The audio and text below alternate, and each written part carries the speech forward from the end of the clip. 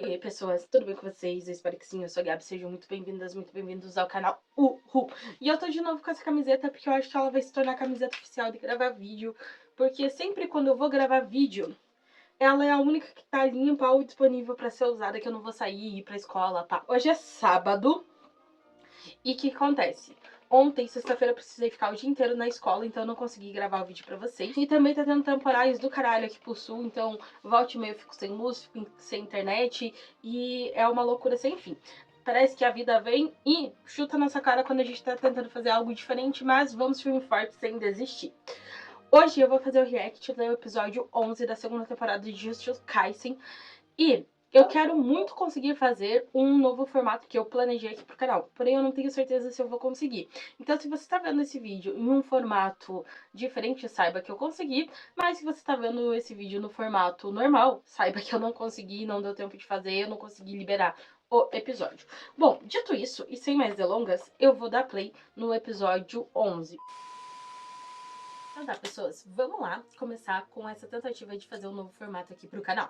A questão desse episódio vai começar com uma visão panorâmica da cortina, da enorme cortina como de Shibuya inteira. Depois nós vamos ver o querido Itadori metendo um socaço nessa cortina para tentar destruir ela.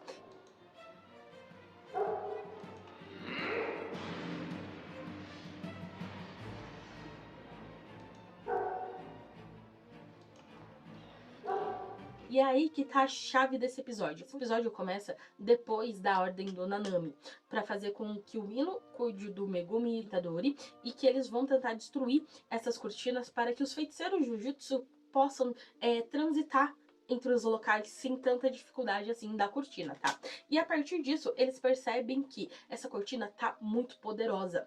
Ou seja, os feiticeiros estão colocando acordos, tá ligado? Os acordos que os feiticeiros fazem entre eles mesmos ou com outras maldições, blá blá blá. Tipo o acordo do Nanami de fazer hora extra e dobrar o poder que ele tem. Então, esses mestres de maldição fizeram esse tipo de acordo para fazer com que a cortina ficasse um pouco mais forte.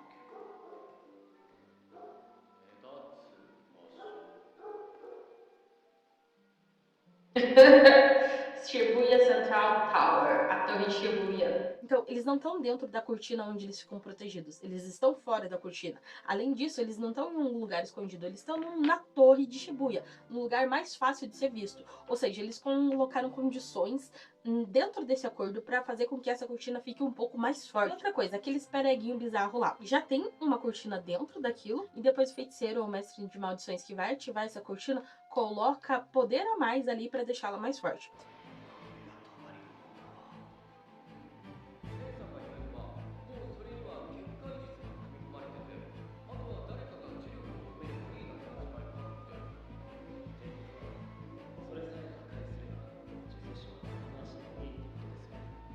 Mas enfim, depois de muito pensar, o nosso trio aqui de protagonistas desse episódio descobrem onde os mestres de maldição estão escondidos e existe uma grande armadilha desses mestres de maldição nos andares de baixo da torre de Shibuya. E essa armadilha são os humanos transfigurados do Mahito. Porém, contudo, entretanto, todavia, os meninos vão voando até lá, literalmente, porque eles usam o Shishigami do Megumin para subir até o topo da torre, sem mais problemas com aquele pessoalzinho transfigurado. Um ponto muito importante nesse episódio e nos outros episódios passados também é que os bichinhos transfigurados, transmutados ali do Mahito, não são um grande empecilho mais para os nossos protagonistas. Então o Itadori dá um peteleco na cara de cada um e pronto, eles já vão de mal.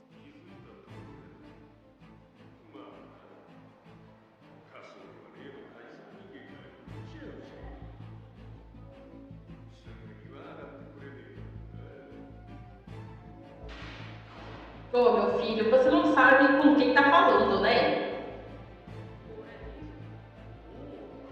Bonzão.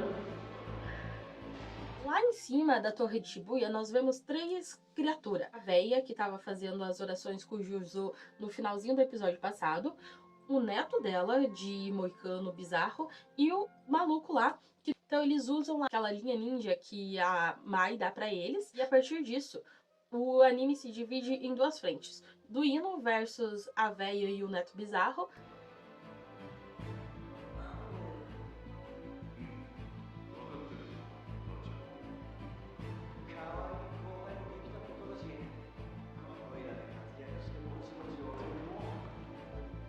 que maluco! E Megumi Fushiguro e Itadori Yuji versus o carinha de olhos bugalhados.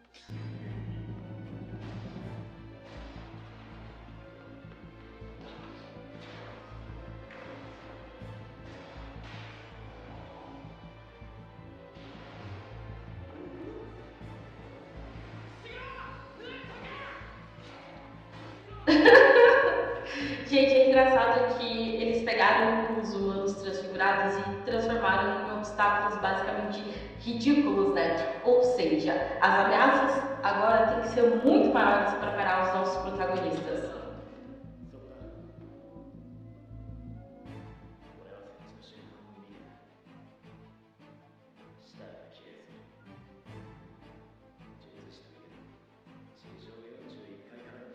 É porque essa coisa não tá torta, não. Nesse episódio, nós vemos que o nosso Itadori está brilhando e mostrando todo o potencial da força física que ele tem. E o velho de olhos esbugalhados tem um poder de inversão. E nisso gera uma luta muito foda entre os três. O velho esbugalhado, o Meguminho e o Itadori.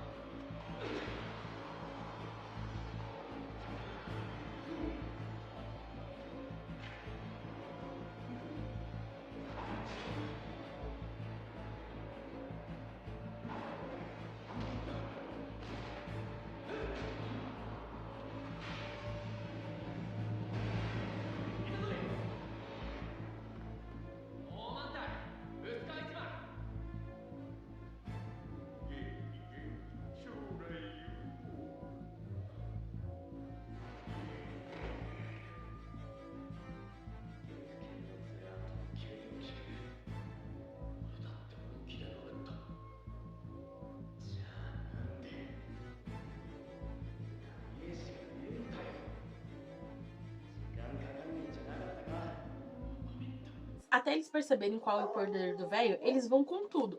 Tem até cena de elefante sendo tacada na cabeça do velho. E nada acontecia. Por quê? Por conta do poder dele, do feitiço dele de ser a inversão. O fraco se torna forte e o forte se torna fraco. A propósito, não lembro se eu falei o nome desse episódio, mas o nome desse episódio é Sessão Espiritual. Ou seja, tem muito a ver com a nossa veinha fazendo as orações, as preces dela lá em cima do telhado. Ela é uma médium. Assim como o nosso querido Ino, que usa aquele capuz bizarro dele e consegue invocar espíritos para utilizar eles como fonte de poder.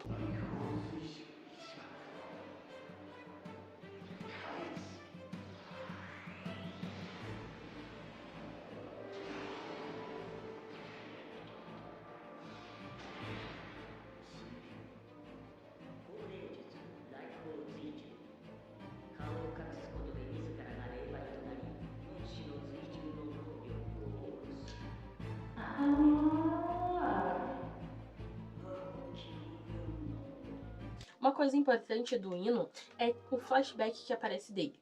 Ele fala que queria crescer na sociedade de Jujutsu da maneira correta. Ele não tem muita noção do que é a maneira correta, segundo ele mesmo, por isso ele se pergunta o que o Nanaminho faria. E a partir disso, ele tenta agir conforme os padrões do Nanami.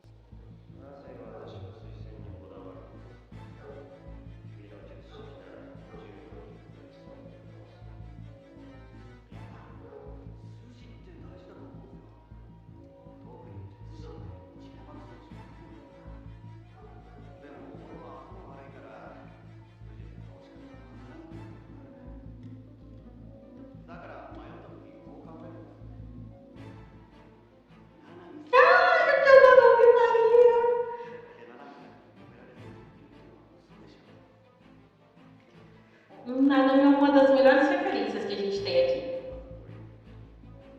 O que é interessante no Nanami é que ele era uma pessoa frustrada com a sociedade de Jujutsu. Por isso ele sai e vai se tornar um funcionário padrão de uma empresa padrão no mundo, padrão fora ali dos personagens de Jujutsu. Ele, tecnicamente falando assim, a forma como o Ino quer crescer na empresa Jujutsu é justamente essa: crescer na empresa Jujutsu, através da indicação do próprio Nanami. E o poder do Ino é muito legal. Ele coloca aquele capuzinho lá dele e ele consegue invocar as bestas auspiciosas, que é uma forma de encantamento espiritual. E ele consegue utilizar isso como fonte de poder dele. Só que tem a condição, né, de ele esconder o rosto para se tornar um médium. Foi o que eu entendi, pelo menos. E ele tá toda hora falando: ai, os meus calouros, eu preciso cuidar dos calouros, eu preciso terminar isso aqui rápido, e ir lá salvar os meus calouros, porque os meus calouros vão precisar de ajuda. E que dó, né? Ele faz uma sessão espiritual e invoca o poder dos espíritos.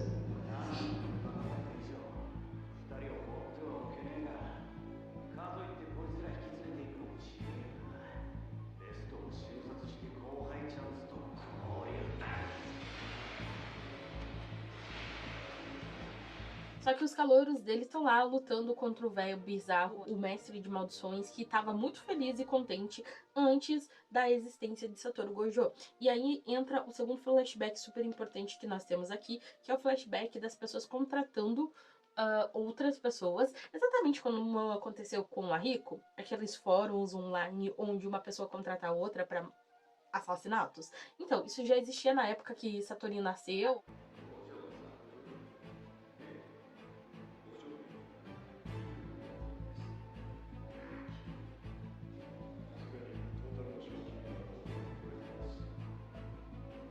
Eu jurava que a escola Jujutsu que queria matar o Satoru, mas não, são os mestres de maldição.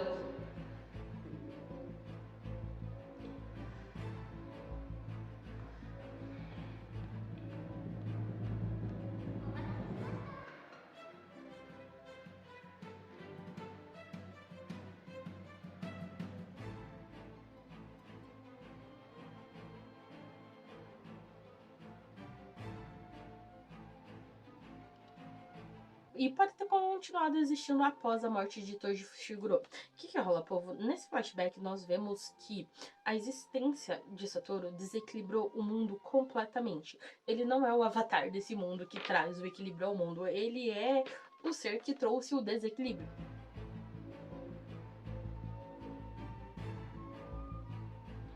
O baby Satorinho.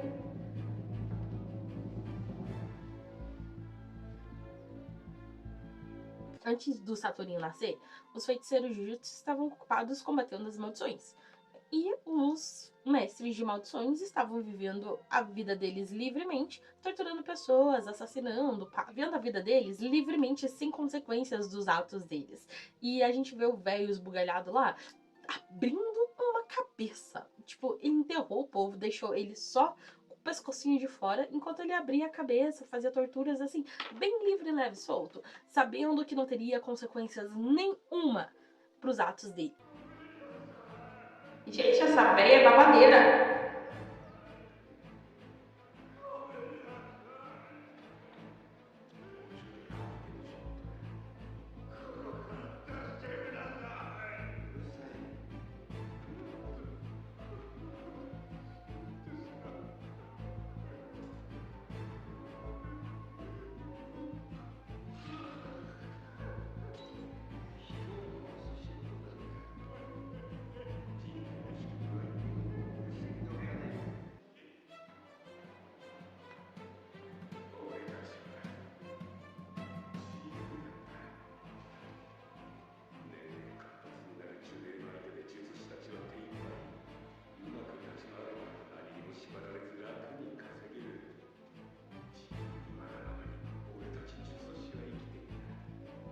Assim como a véia bizarra, que assassinou uma menina e usou o corpo dela pra matar o pai dessa guria. E ainda mandou um shade pra cima dele, dizendo: ah, quando ela morreu, ela chamou pela mãe, seu bosta.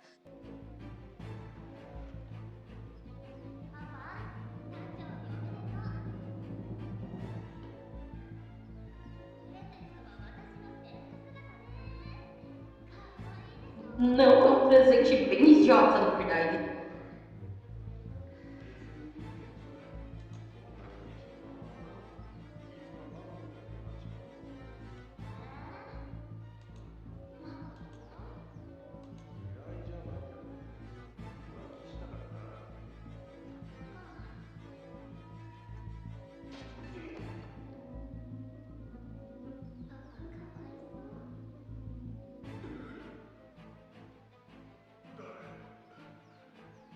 Mas que loucura é essa?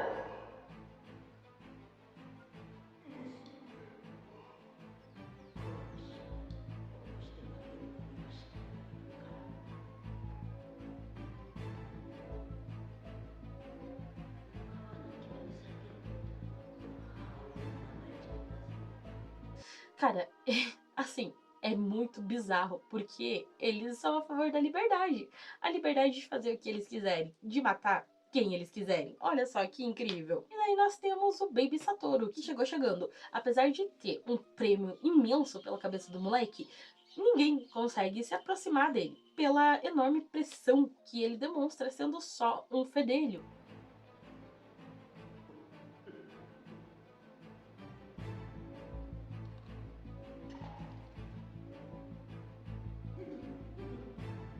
Nossa, ele é um pirralho assustador mesmo.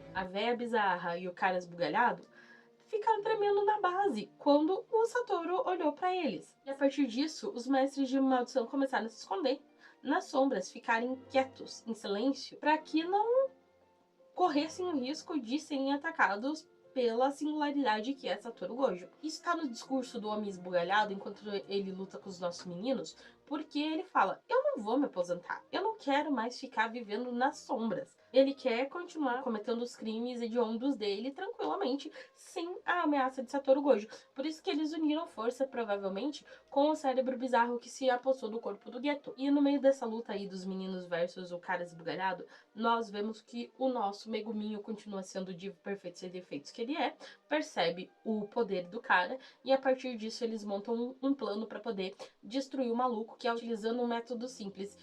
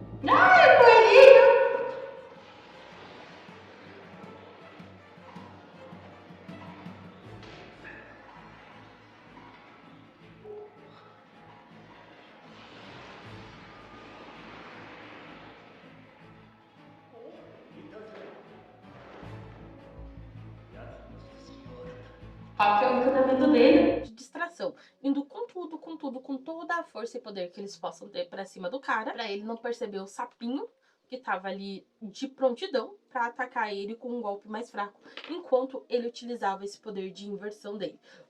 Itadori e Fushiguro foram com força total. O cara utilizou a inversão, transformou aquilo num poder muito fraco. Entretanto, ele não percebeu o ataque do sapinho e acabou se tornando um poder muito forte a partir do próprio feitiço do cara, que é a inversão. E nisso eles conseguem derrotar o véio esbugalhado.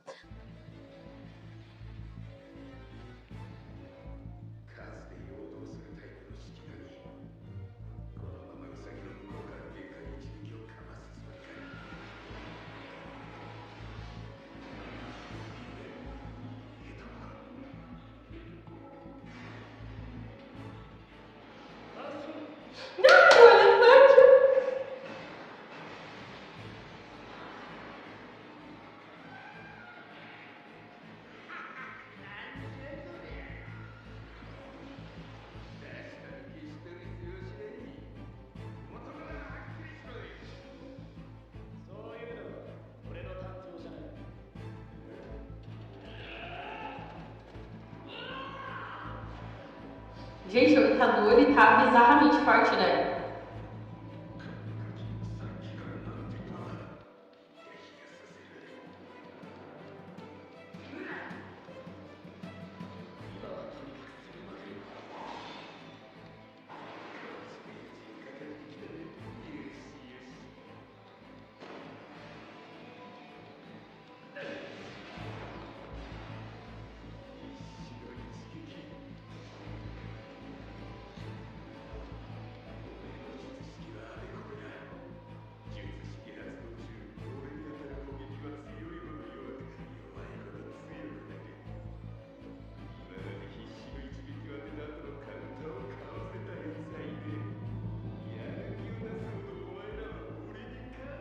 Meu Deus!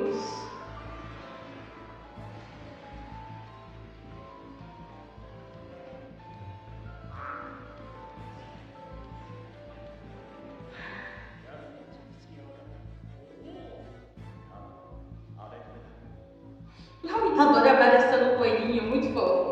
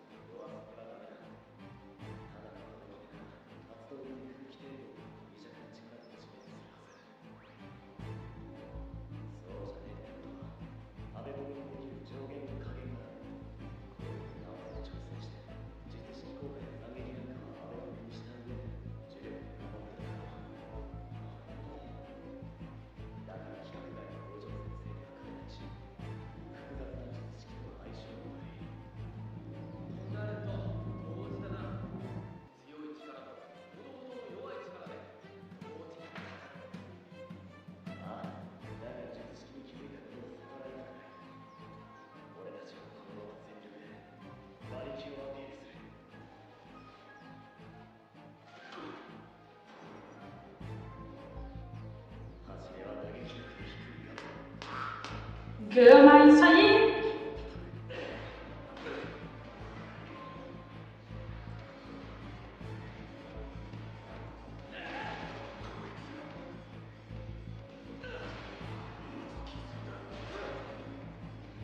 É o nosso fujicurinho, o nosso meguminho que descobriu o nosso Divo.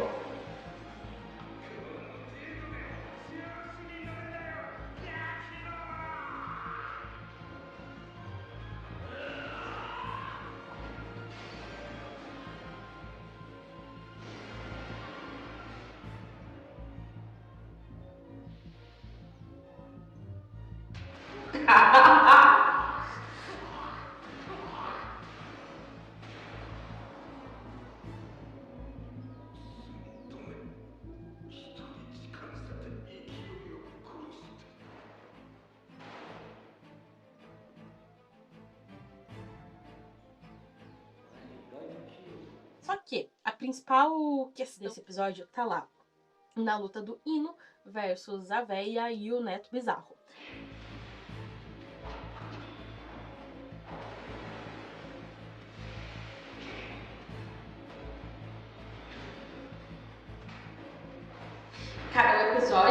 episódio tá cheio de pequenas batalhas muito boas, né? Muito bem coreografadas. Eu tava reclamando disso nos episódios passados, de que tava meio fraca as lutas, mas esse aqui tá muito foda. O Neto, apesar de ele não ser muito forte, ele tava fazendo de tudo pra proteger a véia enquanto ela ficava entoando cânticos ou entoando um encantamento ali quietinha, em defesa. A véia fazendo as preces dela.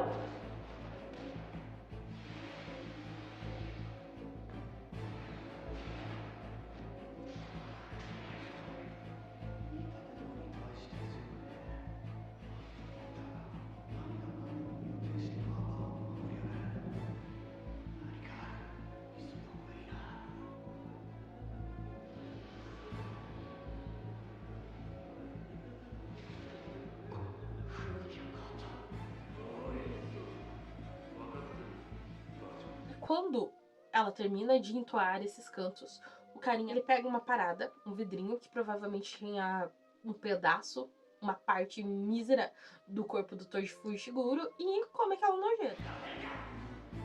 Ih, filho, demora demais. Vocês estão ligados que parece...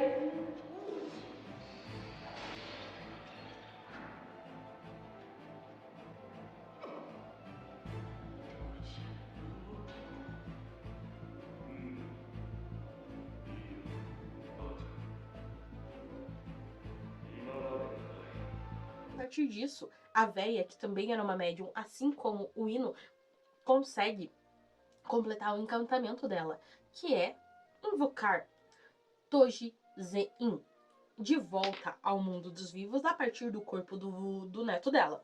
E o Toji já começa humilde, segurando aquele espírito que o Ino estava utilizando de míssil teleguiado. Nós vemos a face do neto, que tá metade Toji, metade neto, porque a possessão talvez ainda não estivesse completa. Mas, no final do episódio, nós somos surpreendidos com uma possessão completíssima. Meu caralho, isso já vai acontecer?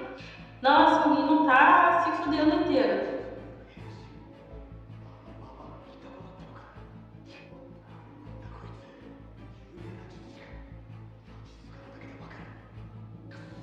Ele não é...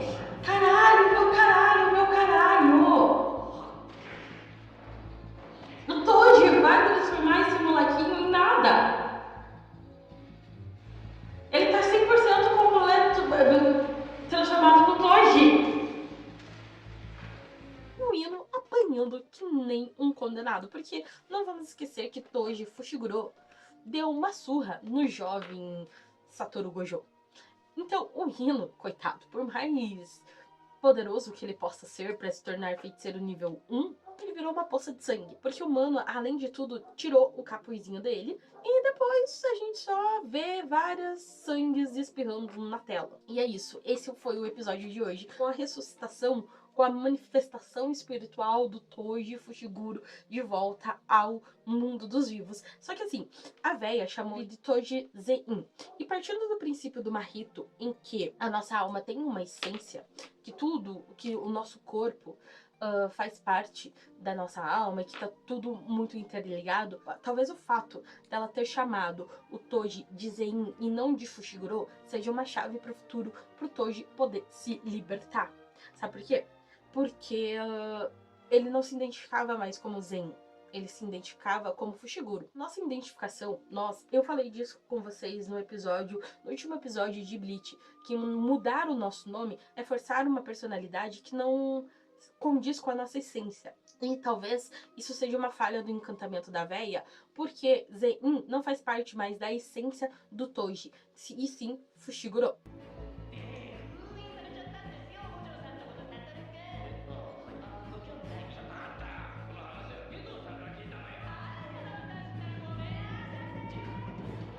Faca cega. Bom, esse foi o episódio diferentão de hoje. Eu espero que vocês gostem desse novo formato, ou se vocês não gostarem também, comentem aqui embaixo. Na verdade, comentem aqui embaixo se vocês gostaram, se vocês não gostaram, comentem o que vocês quiserem por aqui, até briguem comigo por causa do atraso que teve. Mas realmente, gente, eu não pude trazer esse episódio antes, não pelo novo formato, mas por outras questões. E é isso, se inscreve no canal, curte, comenta, compartilha para que a gente chegue até 1000 inscritos no final do ano. Um beijo pra você, até o próximo vídeo e tchau!